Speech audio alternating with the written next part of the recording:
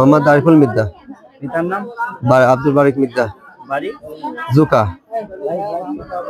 কি হয়েছে আপনার, কি ঘটনা হয়েছে বলেন? ঘটনাটা হলো আমি নাঙ্গলবান গেছি, পাট নিয়ে গেছি 20 মণ নিয়ে যাইলো। আমি মেয়ে বার কাছে সদাই বদাই করে আসতেছি, আর ইদ্দিস কাকার দোকানের তো সার পাশ কিনে নিয়ে আমি আসছি।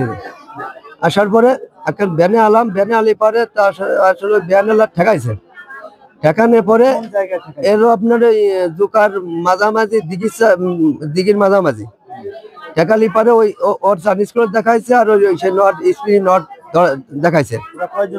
ওরা হলো 6 জন ছিল।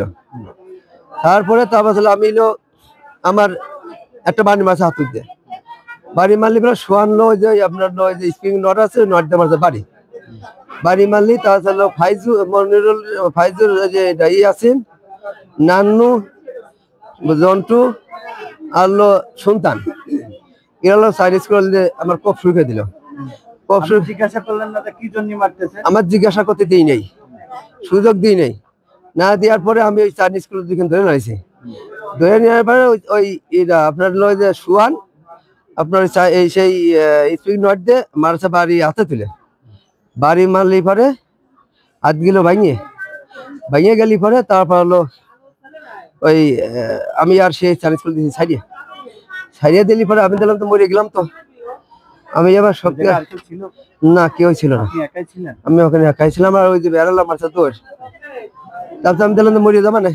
আমি আবার ওই দিঘির চালার ওই গাছের ভিতরে আমি গড়িতে পানি খুলে চলে গেলে ফাইজুর চাল এই আসিম কাছে ভালো মারি ফেল, আর সোহান কাছে মারি ফেল, ভালো মারি ফেল।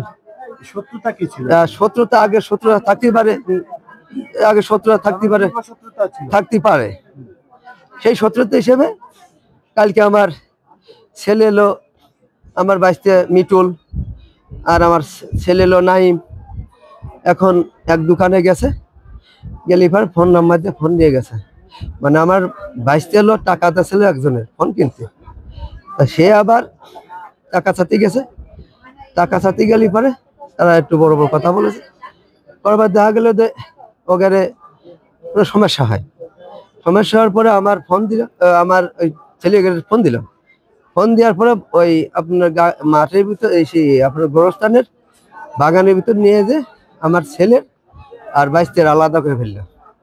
ফেলার পরে আমার বাইশতের বাইন্ধে ফেললো আমার ছেলের বাইন্ধে ফেললে। এখন এই যে আপনার যে ইয়াসিন, আপনার সোয়ান, ইয়াসিনের পিতার নাম ফাইজুর, আর আরেকজন আল্লাহ সন্তান তালেব, ওদের বাড়ি কোন এক জায়গায়।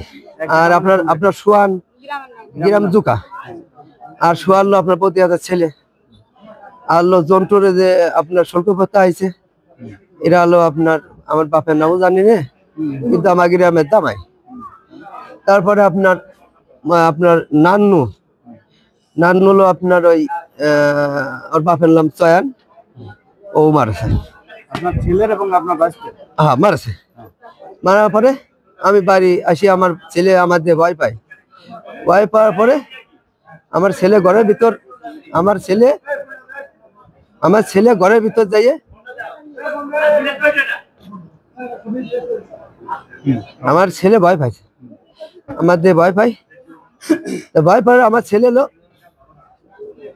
আস্তে আস্তে এখন মিয়া মানুষ সে মানুষ দিয়ে কতদের ওই ওর ছেলের আরিফুলের ছেলের মারাছে।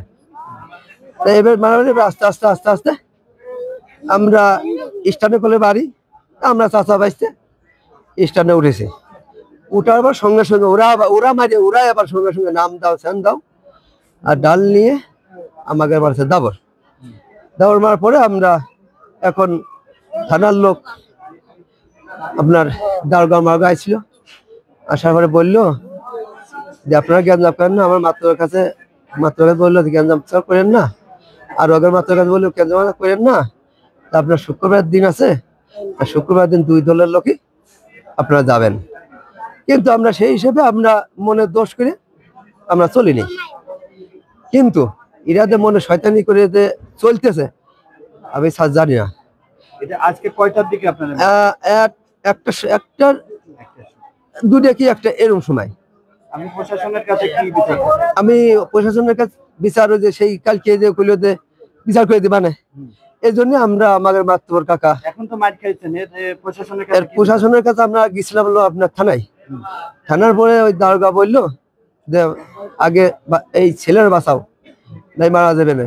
আমরা সব মরার মতো হয়ে গেছিলাম, মানে গান এমনি একদম থতরা কাঁপতেছে, আর গার ভিতর এত খারাপ লাগতেছে, আমার হাত দুলে করতেছে, এই হাত দুলে করতেছে। সুষ্ঠু বিচার চান? আমি সুস্থ বিচার চাই, আমি বিচার, কঠোর বিচার চাই। এই ছেলেবেলা এইটাই করে, গাঁজা খায় মাজা খায়, এইটাই করে। ওই যে ওই কাছে